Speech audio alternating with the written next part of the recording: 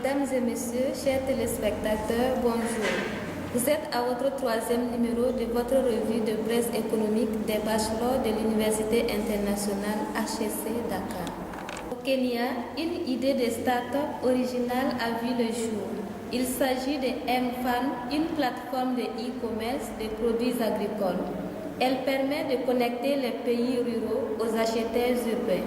En dépit de quelques difficultés rencontrées dans le développement de l'entreprise, l'initiative de Jamila Abbas connaît un franc succès au Kenya et dans ses pays frontaliers. L'agriculture connectée, une idée révolutionnaire au Kenya. M-Farm, une entreprise innovatrice dans le domaine de la commercialisation des produits agricoles au Kenya, entre fermiers et marchés dans ce pays.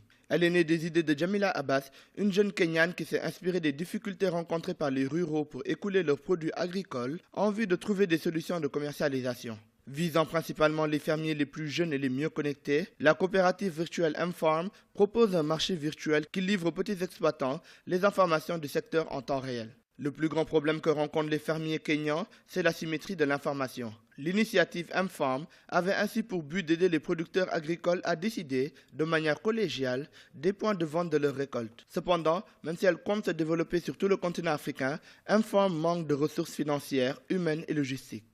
Au Congo, c'est un immeuble à 15 niveaux qui se construit à l'arrondissement 3 de Porto-Novo à Brazzaville. Le président de la République, Denis Sassou, a posé la première pierre de cette infrastructure qui abritera le siège social de la BSK Bank, la banque sino-congolaise pour l'Afrique. Le président Denis Sassou Nguesso a procédé ce vendredi 26 février 2016 à Brazzaville à la pose de la première pierre de l'immeuble du siège social de la banque sino-congolaise pour l'Afrique, BSCA Bank. Au capital social de 53 milliards de francs CFA, la BSCA Bank est le fruit de la coopération entre la Chine et la République du Congo. Déjà opérationnelle au Congo depuis le 1er juillet 2015, cette banque réunit 5 partenaires dont la Banque agricole de Chine qui dispose de 53% du capital. Fruit d'un partenariat public-privé, la BSCA Bank a dans un premier temps une vocation nationale. Elle étendra ses activités progressivement dans les pays de la CEMAC dans les années à venir, avec comme objectif la couverture de l'ensemble du continent. Au Nigeria, Shell accusée d'une nouvelle marée noire dans le delta du Niger. La colère monte chez les populations du delta du Niger. Ces communautés qui vivent principalement de la pêche voient leur gagne-pain menacé par une marée noire et pointent Shell du doigt. Ma belle Akuna est inquiète. Depuis plusieurs semaines, ses ventes ont chuté. Le poisson se fait rare au large d'Ogulaga à cause d'une nouvelle marée noire. C'est le pétrole de Shell qui a provoqué cette pollution ici. Maintenant, nous n'avons rien à manger. Nous n'avons pas de ressources pour payer la scolarité de nos enfants, car il n'y a pas de poissons à acheter ni à vendre. Regardez nos filets. Vous avez vu ces filets? Vivant à l'embouchure de la rivière Forcados, ces pêcheurs attendent des jours meilleurs. Très peu de bateaux se risquent en mer. À chaque retour d'équipage, l'importance de cette nouvelle pollution au pétrole est confirmée. Ce que j'ai remarqué en mer, c'est qu'au bout d'un certain moment, une marée noire avançait vers les côtes. À partir de là, on s'est rendu compte que la pêche n'était plus bonne. Alors on a décidé de ne plus aller en mer. En Côte d'Ivoire, les actifs bancaires ivoiriens ont atteint 7 250 milliards de francs CFA en 2015. Un chiffre qui représente une hausse de 25% par rapport à ceux de 2014. 7 250 milliards de francs CFA d'actifs bancaires en 2015 pour la Côte d'Ivoire.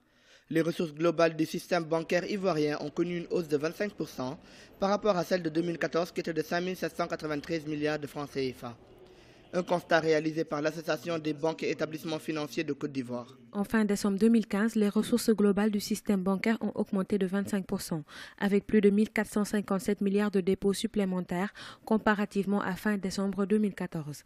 Les autorités bancaires ivoiriennes ont aussi fait part de leur projet de faire évoluer le taux de bancarisation nationale. Selon elles, ce taux devrait atteindre 30 à 35% d'ici 2020 si l'économie ivoirienne veut atteindre l'émergence. Un taux de bancarisation de 16% est insuffisant. On ne peut pas être émergent avec ce taux. Il faut faire preuve d'ingéniosité et d'initiative en s'appuyant sur les technologies de l'information et de la communication afin que le taux de bancarisation soit au-delà de 30% ou 35% à l'horizon 2020. En 2016, la croissance économique ivoirienne devrait atteindre 9,8% contre 9,5% atteint en 2015. Grâce aux technologies de l'information et de la communication, l'usage des services financiers via la téléphonie mobile pourrait aider les populations ivoiriennes à développer la bancarisation en Côte d'Ivoire. L'Afrique prévoit le lancement effectif de la zone de libre-échange d'ici 2017. Les États multiplient les réunions de négociation pour s'accorder sur les conditions de fonctionnement. La dernière rencontre était du 24 au 27 février en Éthiopie. Objectif: élaborer les supports techniques de fonctionnement. La mise en place effective d'une zone de libre-échange en Afrique est un défi que veulent relever les pays du continent. Après le lancement du processus de négociation en juin 2015 à Johannesburg, les États se sont réunis à Addis Abeba du 24 au 27 février 2016 pour la mise en œuvre des décisions. Ainsi, cette première réunion du forum de négociation sur la zone de libre-échange continentale a réfléchi sur l'élaboration des documents techniques et les règles de procédure. La croissance démographique du continent a presque triplé en 50 ans. L'Afrique compte plus d'1 milliard d'habitants et une population de plus en plus jeune.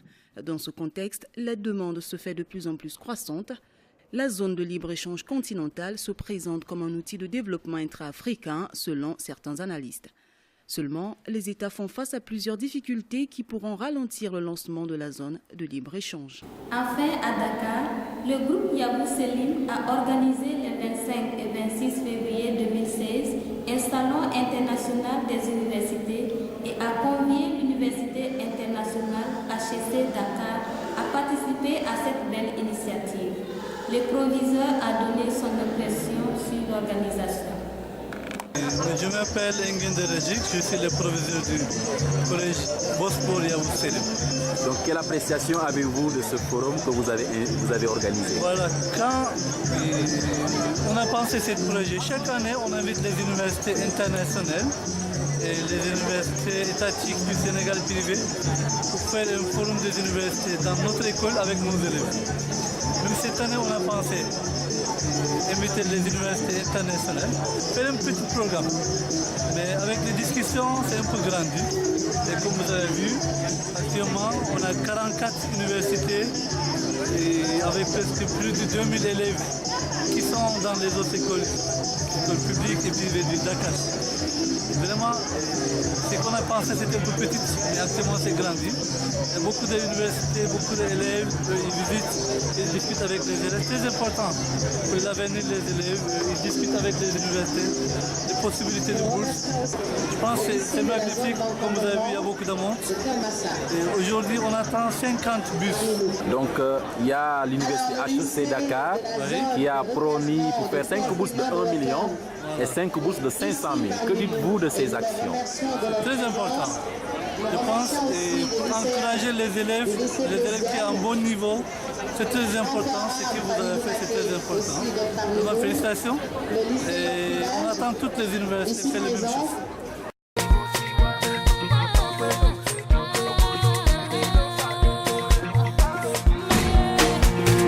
C'était tout pour votre revue de presse du 4 mars 2016. Nous vous donnons rendez-vous à la semaine prochaine pour des nouvelles actualités. HEC TV vous souhaite un excellent week-end.